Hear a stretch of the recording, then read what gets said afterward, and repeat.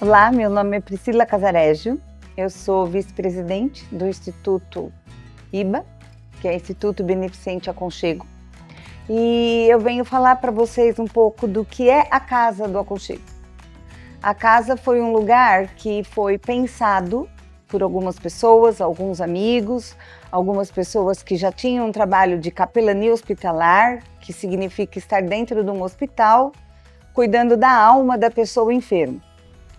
E quando eu cheguei aqui, eu cheguei com muito medo, sabe? Estressada, porque eu falava, meu Deus, o Isaac vai chegar mexendo no celular dos outros. Que não é de mexer em coisas, em brinquedos, essas coisas. Mas ele não pode ver um celular, um tablet, tecnologia, ele quer pra ele. E eu cheguei com muito medo. E o Isaac, quando chegou aqui, ele era aquela criança que não interagia. Ele não olhava pra pessoa, ele não brincava, ele não gostava de toque. Então ele era aquela criança que ficava no canto dele. A única coisa que ele se interessava era celular. Quando você passa na rua, quando você vê a placa Casa do Aconchego, você entende uma estrutura de uma casa. É uma casa. É uma casa em todos os sentidos. Cozinha, quarto, sala, televisão, uma casa de criança com videogame. Mas é uma casa para aquela família que tem um filho adoecido e que muitas vezes ele nasceu com uma doença crônica, não foi uma doença que apareceu, que aconteceu. Então nós resolvemos que essa casa atenderia essa família, essa criança que vai viver a vida inteira com uma doença crônica. Ela não vai crescer e sarar. O Isaac sempre foi aquela criança fofinha, sabe? Gordinha, sorrindo, mesmo doente, mesmo internado. Então os médicos tinham muita dificuldade em entender o que acontecia com ele. Até hoje eles não entendem, né? Então pra mim ele é o meu orgulho, porque é forte, é guerreiro. É a minha vida, porque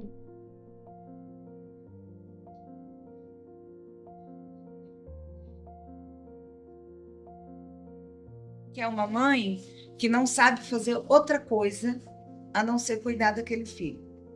Cuidar ao ponto de dar banho com água mineral, porque o médico falou que é melhor, de dar água fervida, porque ele também tem coceira, irrita a pele.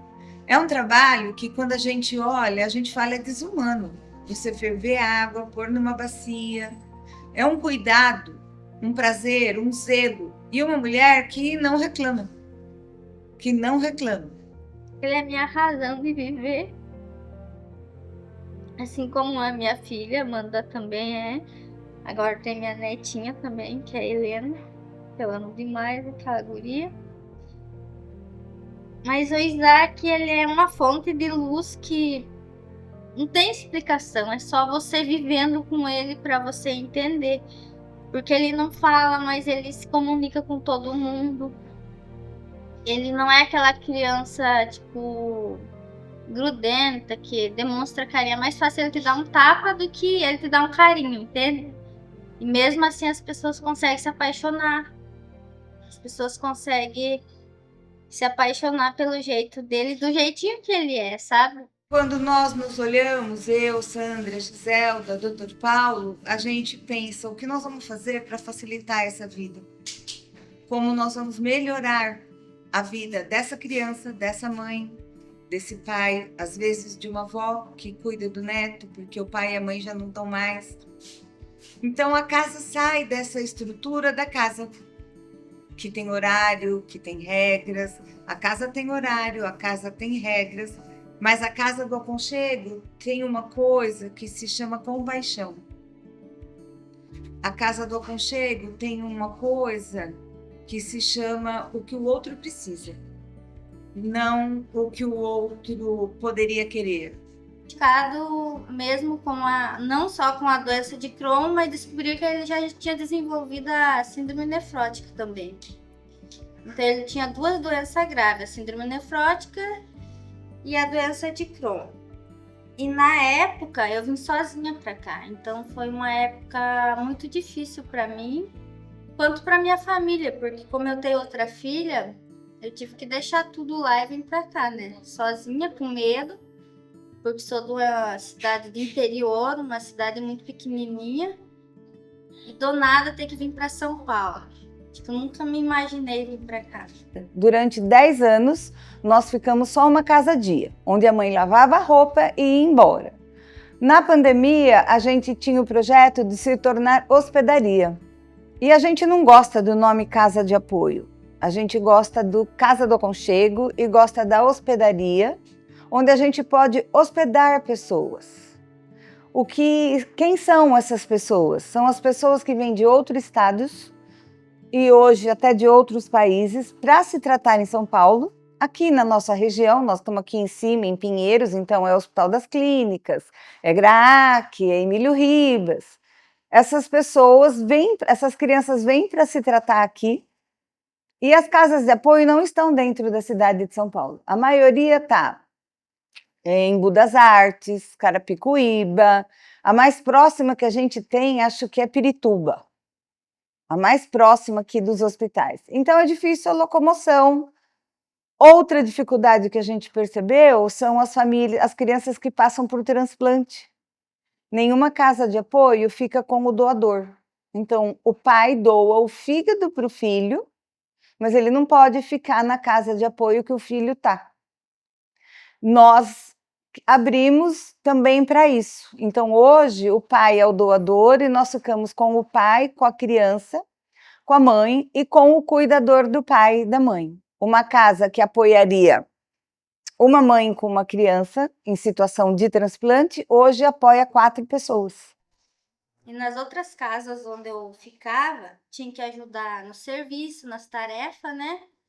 E tinha regras como, por exemplo, dava 7 horas da manhã, as crianças tinham que estar todas em pé em volta da mesa para tomar café, as camas tinham que estar arrumadinhas. Então eles não pensavam, tipo, a criança ficou a noite toda, às vezes passando mal, dormia 3, 4 horas da manhã, não interessava para eles. 7 horas da manhã era regra, todo mundo tinha que estar em pé, em volta da mesa, tomando café. A criança não comia na hora certa, depois não comia mais, entende? Era bem complicada essa parte com o Isaac. E quando Isaac chega na casa, nós tentamos facilitar esse caminho dele e conversar com essa mãe no sentido de que deixa ele brincar, deixa ele solto, não precisa, deixa, as outras crianças se encaixam. E aconteceu, as outras crianças se encaixaram, o Isaac é uma criança da casa junto com as outras crianças da casa. Ele não é uma criança especial, ele não é uma criança autista que não fala. O Isaac é uma criança da Casa do Aconchego, que transita normalmente pela casa, que entra e sai em todos os cômodos, que entra no escritório, que abre as bolsas, que rouba celular e que sai com o nosso celular pela casa fora. E dentro desse tempo, dessa alegria da gente ver ele evoluindo e reconhecendo quando chega a cada 2 meses, cada 3 meses, o espaço dele aqui dentro, ele também se descobre portador de um câncer infantil, um neuroblastoma, um câncer raro, de difícil tratamento. E agora nós temos o Isaac com Crohn, com autismo severo e com câncer. Quando se fala em casa de apoio, se fala em apoio em quem? Da comida e dormir, entendeu?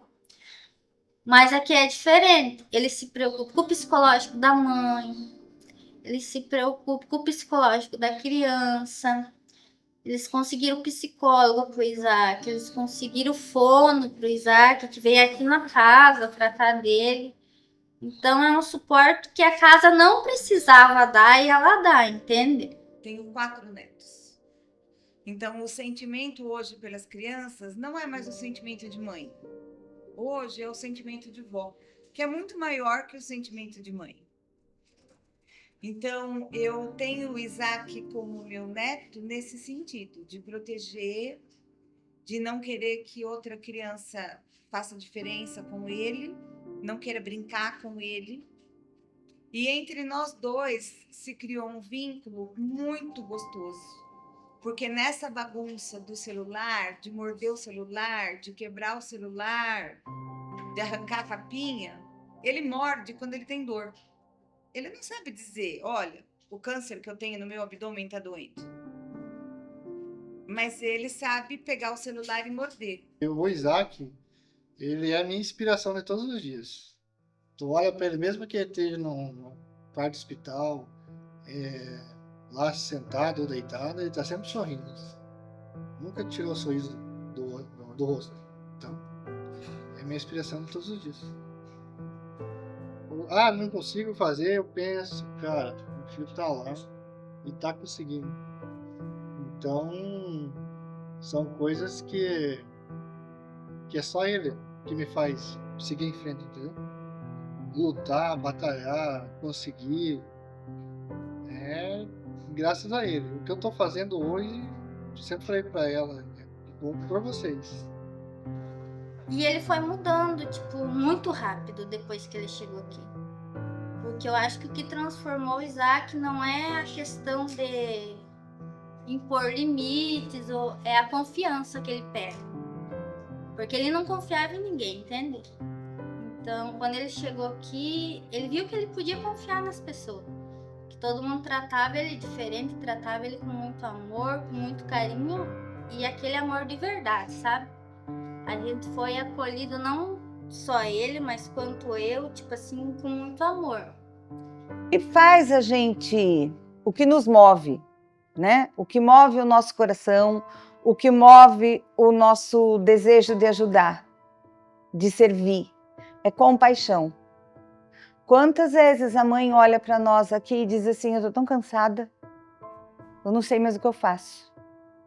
E aí, esse falar, esse olhar, diz para nós, o que faria Jesus? Ele diria, deixar sobre mim o seu jugo? Então é isso que a gente faz com a mãe. A gente tenta, a gente sabe que a gente está bem longe de se equiparar a Jesus, mas a gente sempre tenta fazer o melhor como se eu estivesse fazendo para um dos seus pequeninos. Que eu amo todo mundo de verdade. Eu sei que eu sou amada, eu sei que nada mais gratificante para uma mãe é sentir, tipo, o filho esteja num lugar seguro e que ame ele de verdade, entende? E aqui existe isso. Que ele tem o amor do tio, o amor do vô, o amor da avó, ele tem o amor do irmão. A casa, para mim, com certeza, é uma filial do céu. A casa, para mim, é o ministério sendo executado. A casa, para mim, é o cuidado de Deus com cada criança que sofre, com cada criança que tem dor, que não tem cura, que às vezes não tem alimento. A casa, para mim, é resposta de oração. Para minha vida e para a vida de muitas crianças. A casa é família, a casa não é casa. A casa é um lar, onde Deus habita.